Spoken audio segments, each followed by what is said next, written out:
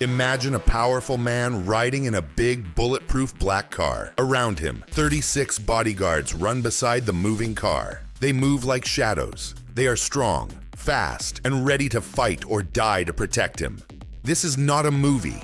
It's real life. Some world leaders are protected like this every single day. But not all presidents live this way. Some leaders drive motorcycles alone through busy cities. No bodyguards, no fear. They wave at people and smile. They look calm, but others live in fear every minute. They don't trust anyone. One leader won't even eat until someone tests his food for poison. He is afraid his own cook might try to kill him. Some presidents were still killed, even when they were in peaceful countries. Their guards couldn't save them. At the same time, some leaders in dangerous places are still alive thanks to their strong protection. Think about this. If you were a president, could you sleep at night? Could you trust your guards, your driver, even your friends? In the next few minutes, you'll see how different presidents protect themselves. Some have cars that are like tanks. Some have secret tunnels. Some use fake convoys to trick enemies. Some are followed by bodyguards trained to take bullets without fear.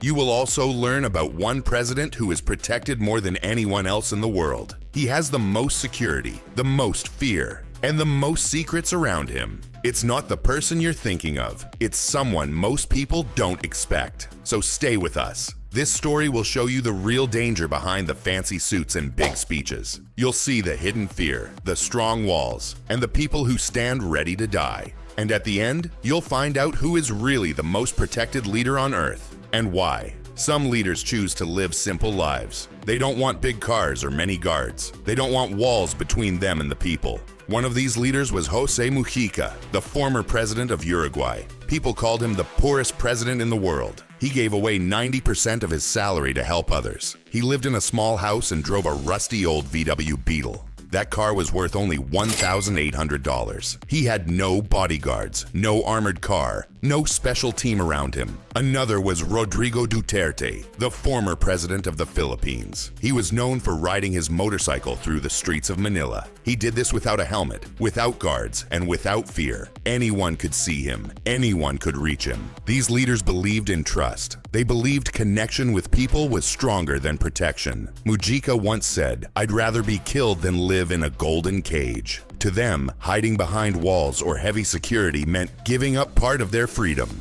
But here's the question. Was this brave? Or was it dangerous? Some say it was a sign of great courage. Others say it was overconfidence. Not every country is safe. Not every person has good intentions. When a leader becomes too open, they also become an easy target. Think about it. What happens if someone wants to attack? There are no guards to stop it. No armored car to shield the leader. No secret path to escape.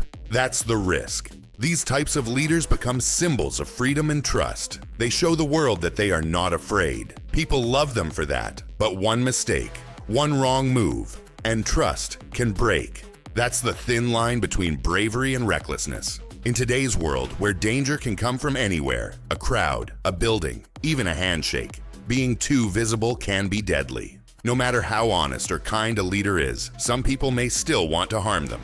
Is it worth it? Is it better to live with the people, open and free, or behind guards, safe but alone? That's the hard choice leaders must make. And now we move to the darker side of this story. What happens when being too open becomes a trap? What happens when trust turns into tragedy? Shinzo Abe, the former Prime Minister of Japan, was known for being open and close to the people. He often gave speeches in public with little protection. Japan is one of the safest countries in the world, ranked number 9, so people thought it was safe. But in 2022, Abe was shot and killed while speaking at a campaign event. The weapon was a homemade gun. The shooter walked right up to him. There were no guards stopping it in time. The country was shocked. The world was shocked. This tragedy showed something important. Even in a safe place, danger can appear. Being open and humble as a leader is good, but it can also be deadly. Now look at someone very different. Pope Francis. He is the head of the Catholic Church and one of the most watched religious figures in the world. He wants to be close to the people too. He often rides in open vehicles, waves, and smiles. But there's a big difference. His safety is planned like a war mission. The Pope is protected by the Swiss Guard, one of the oldest and most skilled security teams. His team uses facial recognition, undercover guards, and hidden armor. And then there's the Pope Mobile, a special car made just for him. It may look simple, but it costs over $600,000. It has bulletproof glass, armor plating, and many secret features. It lets him be seen by the people, but keeps him safe. This shows us a strange truth. The Pope seems open, but his safety is high-tech and deeply planned. When people saw Abe's assassination, it became a wake-up call. It showed that being approachable also makes a leader vulnerable. Should a leader be close to the people or far away and safe? If they are too protected, they look cold and distant. If they are too open, they risk their lives. This is the conflict: visibility versus vulnerability. Some leaders try to find a balance, like Pope Francis. He looks friendly and open, but every step he takes is watched and guarded. Abe believed in trust and peace, but one person, one moment, changed everything. What if safety didn't just come from guards? What if a leader's best shield was hidden technology? Some world leaders trust technology more than anything else to stay alive. Two examples are Narendra Modi, the Prime Minister of India, and Emmanuel Macron, the President of France. Modi is protected by a special team called the SPG, Special Protection Group. They don't just use bodyguards, they use advanced tech. His team has heat scanners to find hidden people, drone jammers to stop flying threats, and snipers watching from rooftops. They even carry special briefcases that pop open into bulletproof shields. His car convoy includes bulletproof BMWs, and his protection costs over $180 million per year. Wherever he goes, it's like a small army moves with him. Macron also needs strong protection. In France, he faces daily protests, some turning violent. His team uses facial recognition cameras, undercover agents, and AI surveillance to track threats. But even with all this, something shocking happened. One day, Macron was slapped in public by a man who ran through the crowd. The slap made headlines all over the world. How could that happen with so much technology? Even with all the tools, danger can still get through. If all this tech can't stop a slap, what if someone came with a gun? Leaders today are more protected than ever by AI, drones, scanners, and bulletproof walls.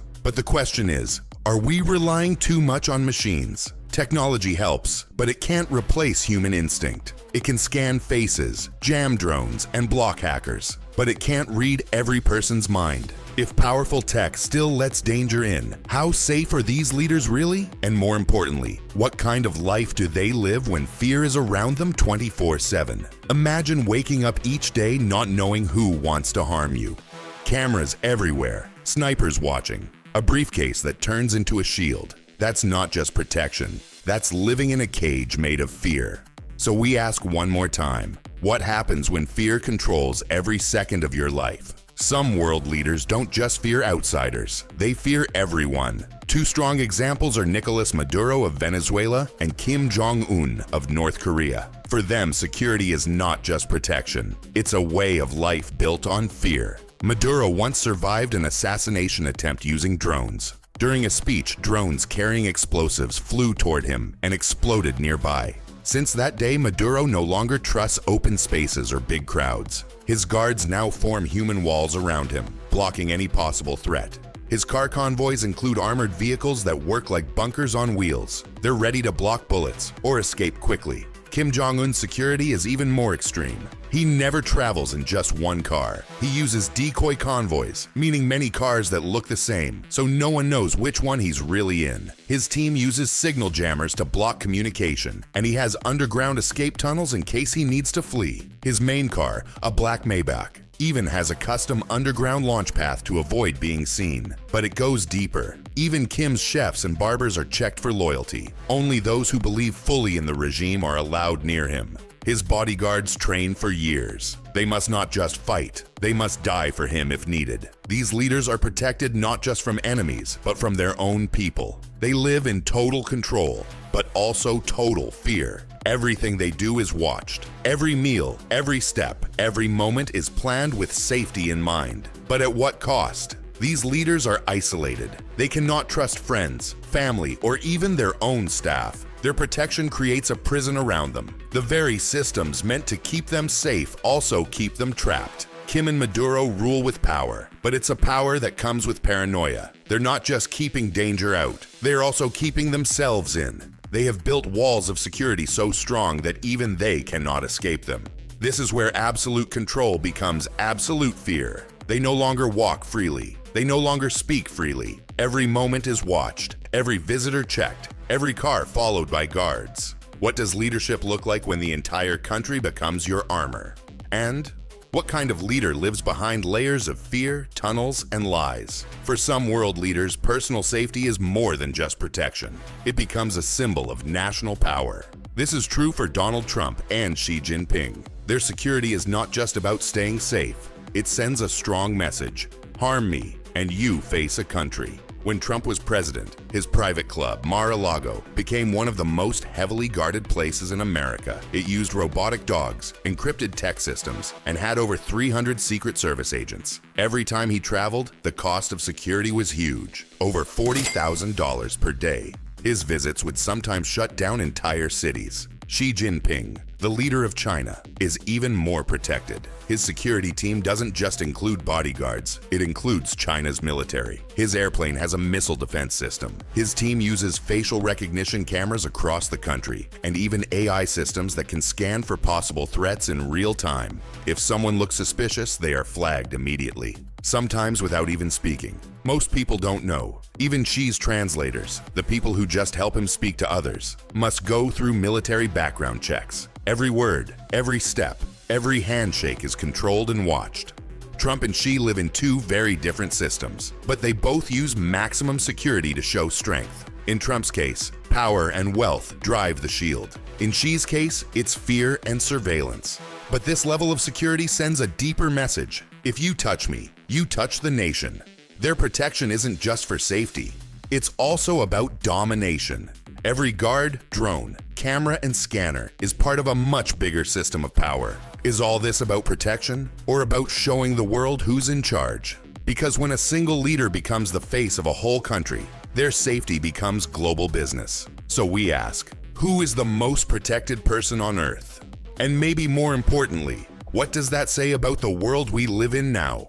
The truth is clear now. Kim Jong-un is the most protected president in the world. But it's not because of money or luxury. It's because of something far deeper: control, secrecy, and fear. His security is not just physical, it's almost mythical. His movements are often pre-recorded. His voice is tested by AI before it's broadcast to the public. His cars, homes, even his toilets are checked for spying tools. No one can get close to him without full approval from Office 39, the secret group that runs his empire. He uses decoy convoys, underground bunkers, and human walls to protect himself. His guards are handpicked and trained to die for him. Some experts believe Kim has multiple body doubles just in case someone tries to kill him. The man with the most protection is also the most alone. Kim lives in a world where no one can be trusted, not even family. His own uncle and brother were killed. His chefs and barbers are politically cleared. His own child might grow up to replace him or destroy him. And that's the emotional truth. Even his enemies don't know if he's actually present during speeches or parades. He has turned paranoia into power.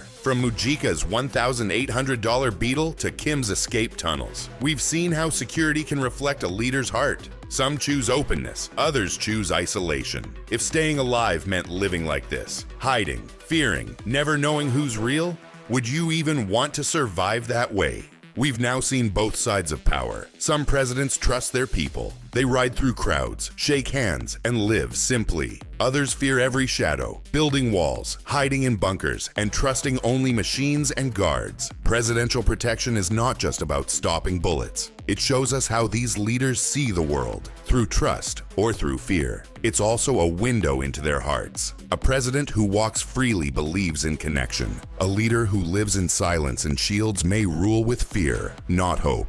From Mujica's quiet farm to Kim's panic tunnels, we've seen how protection is a mirror of the person inside. Not every shield is metal. Some are built from secrets, lies, and fear. If this journey opened your eyes, if it made you see power in a new way, then subscribe. We dive into the real stories behind the titles, money, and headlines. And now we ask you, who do you think is the most protected leader on Earth? Is it the one with drones and bunkers? Or the one whose biggest weapon is fear? Tell us in the comments and let's keep the conversation going.